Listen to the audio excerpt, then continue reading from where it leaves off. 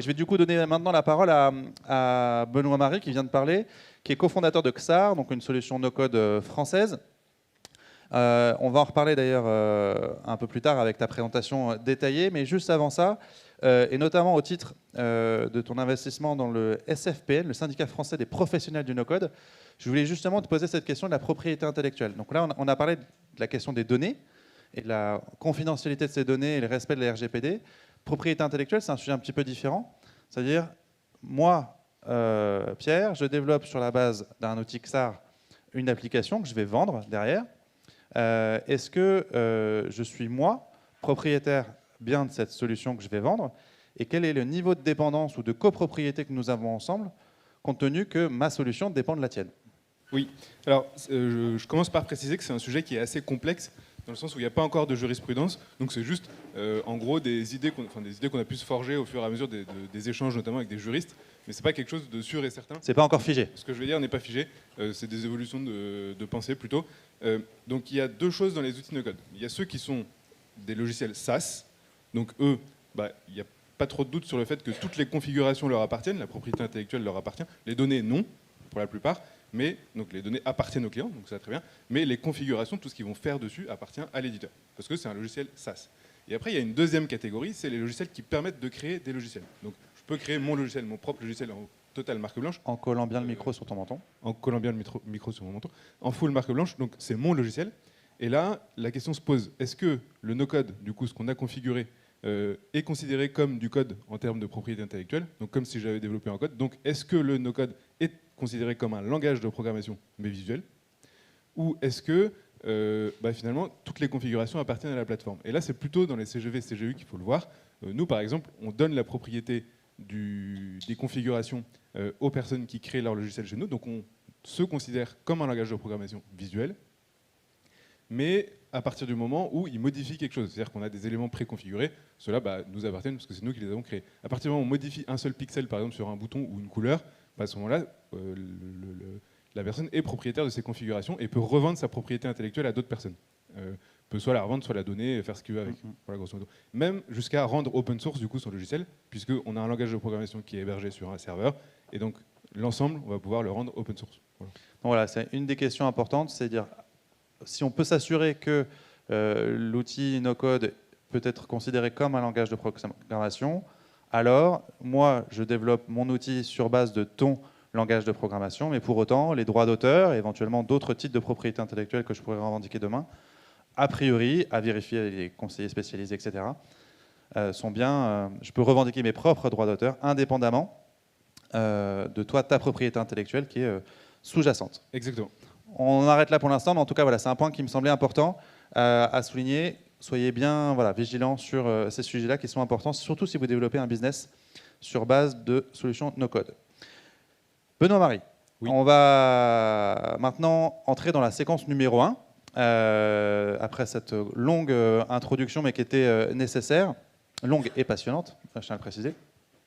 Et cette séquence numéro 1, c'est celle qui parle donc justement de l'optimisation du fonctionnement de l'entreprise.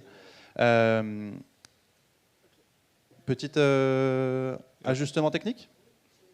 Allez, on va blablater du coup pendant ce petit ajustement technique. Du coup, cette séquence numéro 1 a pour vocation, s'appelle le no-code pour améliorer mon quotidien professionnel. Et avec toi, Benoît-Marie, on va avoir plusieurs cas d'usage dans le secteur agricole. C'est un secteur en plus que je crois tu connais à titre personnel parce qu'avant d'être cofondateur de XAR, tu avais une toute autre activité qui était plutôt proche du monde agricole, sauf erreur. Oui, je fais un BEP un BEP agricole, voilà. Et un bac fameux STAE, BPRA. Et après j'ai bifurqué ailleurs. Mais voilà, j'ai fait tout mon lycée, collège dans le monde agricole. Voilà. D'accord, c'est peut-être ce qui t'a inspiré aussi quelques cas d'usage qu'on va voir aujourd'hui, en tout cas des premiers clients. Je connaissais certaines problématiques. Dans cet univers. XAR, en 2 mots, donc on l'a vu, hein, c'est un outil de création d'interface et d'articulation de bases de données, en tout cas c'est comme ça que je le redéfinis, qui a une spécificité, c'est qu'il peut être en full marque blanche. Oui, exactement. En fait, on peut créer son propre logiciel. On n'a pas du tout l'impression que c'est XAR, c'est son propre logiciel. Ok. Quelques cas d'usage du coup dans le secteur agricole? Oui, très rapidement. Donc juste très rapidement sur XAR, hein, déjà. On est spécialisé dans les logiciels très métiers, c'est-à-dire du concret, du terrain. On est 100% hébergé en France, sur des serveurs qui sont gérés par une entreprise qui a 100% de la structure de l'actionnariat qui est française. Donc on est en dehors totalement du Cloud Act. Voilà. Et là, c'est juste un petit exemple qu'une exploitation agricole a fait. C'était juste pour vous montrer rapidement, mais si je peux, je ferai une petite démo derrière, un peu plus concrète. Donc je passe rapidement. Et là, c'est 2-3 exemples plutôt à l'après-vert. Donc dans le monde agricole, on a beaucoup de cas d'usage, que ce soit dans la recherche ou dans des exploitations agricoles comme ici. Dans la recherche enfin, il y a des tas de choses, mais dans les exploitations agricoles, on va avoir par exemple la gestion des nouvelles activités, de ce qui permet de diversifier ses revenus, notamment quand on veut faire de la vente directe, des visites, des choses comme ça. On va pouvoir créer des petits portails clients qui vont permettre aux agriculteurs de communiquer sur j'ai tant de légumes qui sont disponibles, si vous venez les chercher avant demain, je vous fais une réduction, payer en ligne, réserver des paniers, etc., etc. Je vais avoir tout ce qui est la gestion du matériel et du personnel, donc gestion de la maintenance, gestion de l'état du matériel, etc., et du personnel, que ce soit des permanents ou des saisonniers, avec de la rédaction beaucoup plus simple des contrats, enfin de l'automatisation de la rédaction des contrats, avec les feuilles d'heures, etc., etc. La gestion du partage de matériel avec d'autres agriculteurs, donc les plannings de matériel, les heures de tracteur, toutes ces choses-là. Est-ce que des CUMA utilisent déjà les solutions XAR? Oui, il y en a quelques-unes. Et la gestion des réglementations, donc tout type de réglementation dans l'agriculture, comme vous le savez très bien. L'idée, c'est justement de pouvoir relever certains chiffres, pouvoir cocher certaines cases, pour pouvoir sortir des rapports ou cocher des cases par rapport à certaines réglementations. Et la gestion des bâtiments et des parcelles. Comment se fait la mise en relation? Parce que là, on a compris que c'est des outils que pourraient se développer eux-mêmes les agriculteurs. Comment se fait la mise en relation avec ces agriculteurs? Est-ce que en direct, ils achètent en ligne une licence XAR, ou est-ce qu'il y a d'autres intermédiaires qui rentrent en jeu? Voilà, alors ça c'est un petit problème ou un gros problème, mais aujourd'hui, dans les exploitations agricoles, ils n'ont pas nécessairement le temps ni l'envie de développer ce genre de logiciel. Ils voient tout à fait la plus-value de le faire sur mesure parce que ça correspond à leur processus, parce qu'ils n'ont pas trouvé d'outils assez satisfaisants, etc. Notamment sur la connexion des données, etc. Mais ça, je pourrais creuser là-dessus, mais voilà.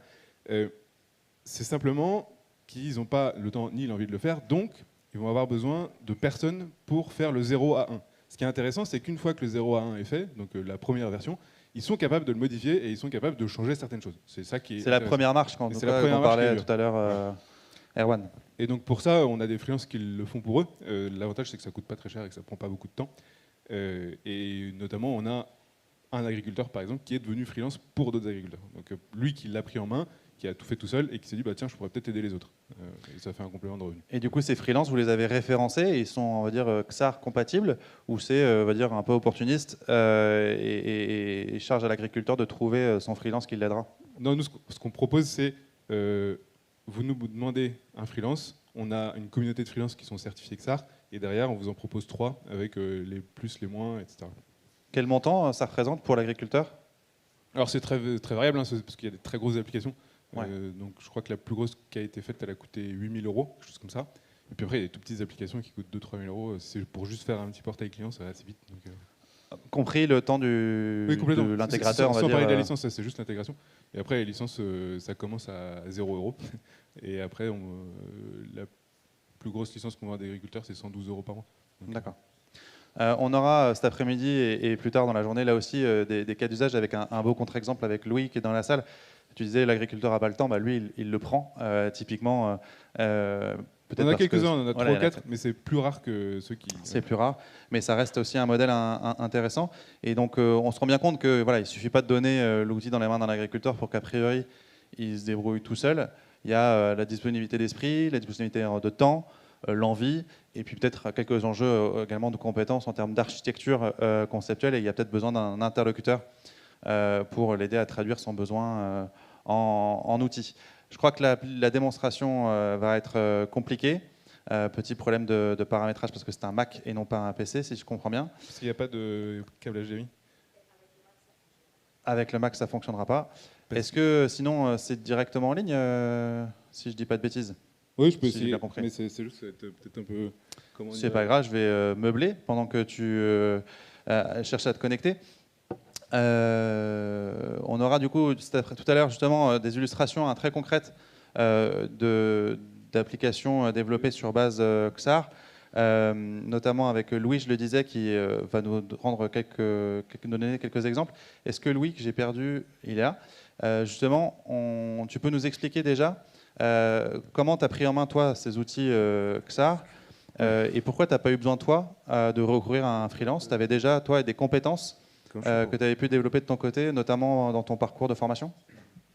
Ouais, alors en l'occurrence, parce que j'utilise les outils no-code dans deux situations, dans le cas du DevOps, comme on a vu tout à l'heure, mais aussi dans le cas de création d'un projet de startup. Dont on parlera cet après-midi. Exactement. Alors que ça, justement, je l'utilise plutôt dans le cadre du projet de startup. Ah, ok. Par contre, dans le cadre de mon exploitation et dans ce cas, dans le développement d'outils d'opération, là, j'utilise Airtable, mais qui pourrait très bien être transposé sur XAR. Et c'est vrai que je n'avais pas de formation de base sur l'utilisation d'outils no-code ou même de développeurs. J'ai juste fait un petit peu d'algo à l'école. Parce que tu es ingénieur agro, hein, de l'ESA d'Angers. Exactement. Et j'ai juste fait un peu d'algo. Là, je pensais pas que ça me servirait un jour, mais finalement si. Et en fait, c'est à force de bricoler et de bidouiller dans tous les sens qu'on finit par arriver là où on va aller, quoi. D'accord. Aujourd'hui, tu utilises ces outils pour quel type d'usage chez toi? Alors, je rentrerai un peu plus dans le détail tout à l'heure, mais je l'utilise principalement dans la création de bases de données interconnectées, qui me permet, comme on l'a vu tout à l'heure, d'avoir un enregistrement de la maintenance, un enregistrement des chantiers sur mes parcelles. J'ai pas encore fait sur la partie troupeau, parce qu'il y a des logiciels qui existent déjà et qui sont, on va dire, presque complets, et donc je préfère les utiliser pour l'instant. Avec un enjeu, je crois, d'interopérabilité avec certaines bases de données nationales qui sont garanties par ces outils métiers. C'est ça, ces outils métiers en fait sont déjà interconnectés entre eux et avec des bases de données nationales. Et j'ai pas encore réussi, moi, avec des outils no-code, à aller récupérer ces données-là. On peut dire ça comme ça. Et j'ai pas encore réussi à les récupérer, mais j'espère bien un jour pouvoir en profiter, quoi. Donc, outils de gestion parcellaire, outils de suivi de traçabilité de tes traitements. C'est ça. Alors, l'outil de gestion du parcellaire me permet d'enregistrer en fait toutes mes analyses de parcelles, tous mes chantiers de récolte, toutes mes interventions, que ce soit même de fertilisation. Et j'ai une deuxième base de données qui me permet d'enregistrer tout mon matériel, qui me permet du coup d'enregistrer les maintenances qui sont faites sur le matériel, avoir des alertes voilà, en fonction des heures de chaque matériel, quelle maintenance je dois faire. Typiquement, est-ce que je dois changer le filtre à huile de tel tracteur à telle heure, quoi.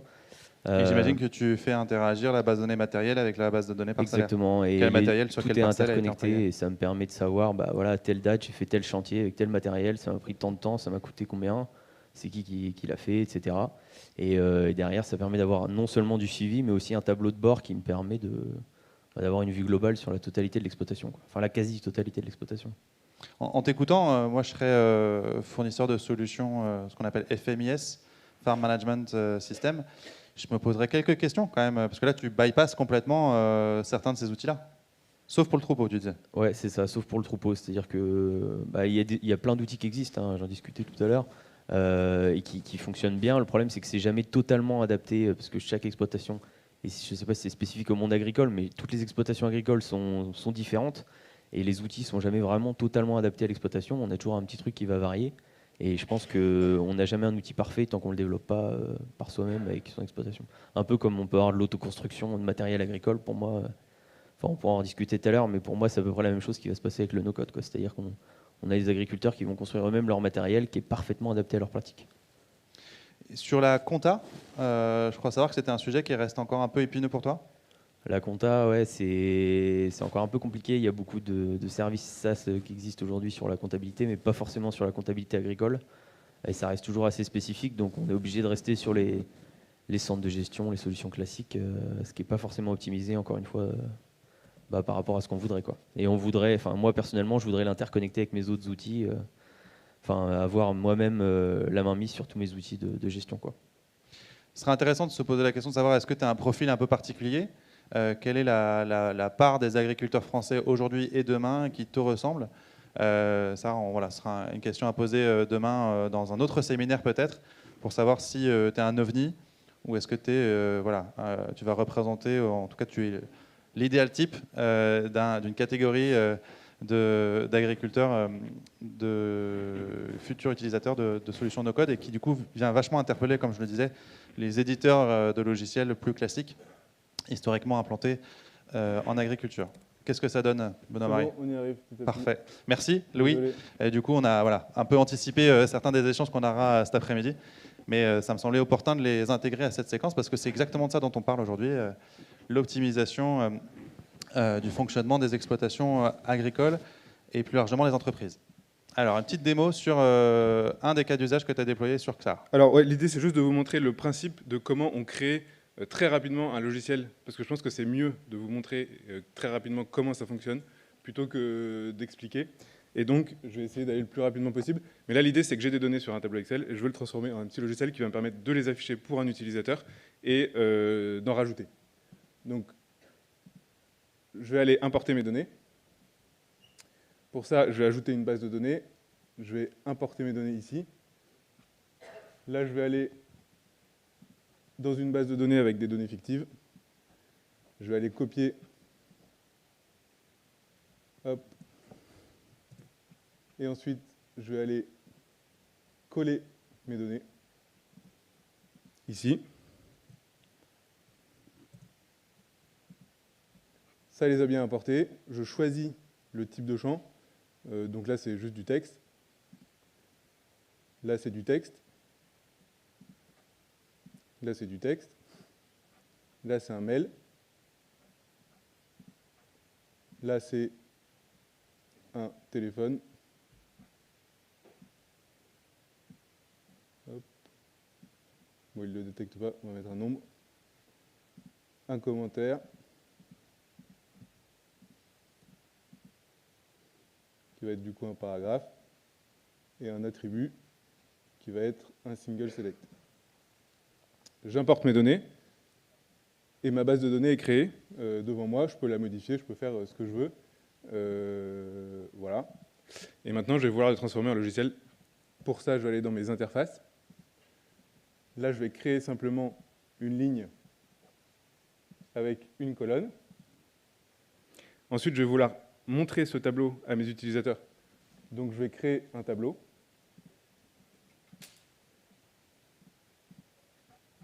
Dans ce tableau, je vais ajouter une source qui va être ma base de données que je viens de créer. Et je vais ajouter toutes mes colonnes. Donc, statut, nom, prénom, email, téléphone, commentaire, par exemple, ou juste attribut. Voilà. Maintenant, je drag and drop mon tableau. Et donc là, j'ai mis à disposition de mes utilisateurs. Si je rafraîchis ma page ici, on voit bien qu'ils y ont accès et qu'ils peuvent rechercher, faire des filtres, exporter leurs données et même en importer. Donc ça, c'est l'interface Donc côté là, utilisateur. Ce qu'on voyait juste avant, c'était Voilà. le back-office côté Exactement. Là, c'est mon concepteur. logiciel. Voilà, ça, c'est mon logiciel côté utilisateur, donc, qui est en full marque blanche. Hein, on voit qu'il y a écrit Agrotic ici, Agrotic là, et là, il y a une page. Voilà. Oui, on voit nulle part écrit XAR. Voilà, c'est ça. Et j'ai bien mis à disposition mes données. Maintenant, je me dis comment je vais faire pour qu'une personne puisse ajouter des données dans cette table. Et pour ça, je vais aller créer un workflow dans lequel je vais mettre mes inputs, donc mes champs, qui sont existants puisqu'ils sont dans la base de données, et je vais juste les placer. Voilà. Ici, je peux mettre, par exemple, un petit texte avec écrit « Bonjour, prénom ».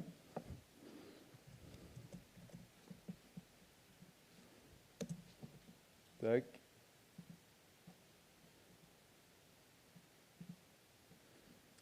Et une fois que j'ai fait ça, donc ça c'est un workflow, hein, très rapidement, je ne vais pas m'éterniser dessus, mais ça permet de rajouter pas mal de choses derrière. Par exemple, je vais pouvoir faire des actions donc qui vont se passer en arrière-plan, mais qui vont être déclenchées, comme de l'envoi de mail automatique. Je vais pouvoir dire, je vais envoyer un mail à telle personne avec telle donnée, tel fichier, etc. De l'envoi de SMS, de la création documentaire. Je vais pouvoir créer un Word, créer un PDF, créer un Excel avec des données qui proviennent de l'application.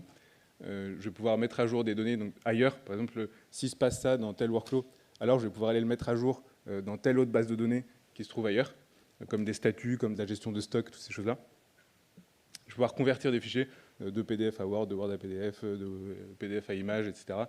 Faire des scénarios conditionnels, ajouter une brique de signature électronique, certifiée bien sûr, et faire un call API, donc soit pour envoyer des données ailleurs, soit pour aller récupérer des données qui proviennent d'un autre système. Et enfin, il y a aussi une petite intelligence artificielle, mais voilà, et d'autres fonctionnalités. Mais les workflows, c'est des étapes séquentielles qui sont déclenchées soit par un être humain, soit de manière automatique, et qui permettent de déclencher un certain nombre de choses les uns à la suite des autres. On imagine bien, je regarde Bruno et Sarah et Léo notamment, et puis les autres acteurs de la chaire agrotique, on imagine bien des étudiants de l'aspect agrotique venir accompagner les agriculteurs dans la prise en main et le paramétrage de ce type d'outils pour travailler avec eux, voilà, quelles sont les actions que tu dois enchaîner. Voilà, sur le modèle de ce qu'a présenté Louis tout à l'heure, on peut imaginer, voilà, lui, il n'a pas eu besoin parce qu'il était lui-même jeune diplômé et déjà, on va dire, frais sur ses cours d'algorithmie et de programmation.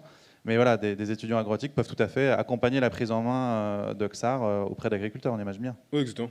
Et puis, là, je me dis, OK, maintenant, je vais pouvoir ajouter une donnée dans ma base de données grâce à mon workflow. Donc, je drag and drop. J'ai un bouton qui est apparu ici. Voilà. Et quand je vais cliquer dessus, je vais pouvoir ajouter des données. Et je retrouve sous forme de champ. Voilà. Et ça, donc, sur web et sur version mobile également? Oui, en fait, on peut tout paramétrer. Hop. Donc là, ça a bien rajouté une donnée. Comme je n'ai pas ajouté de texte, on n'en voit pas, mais voilà.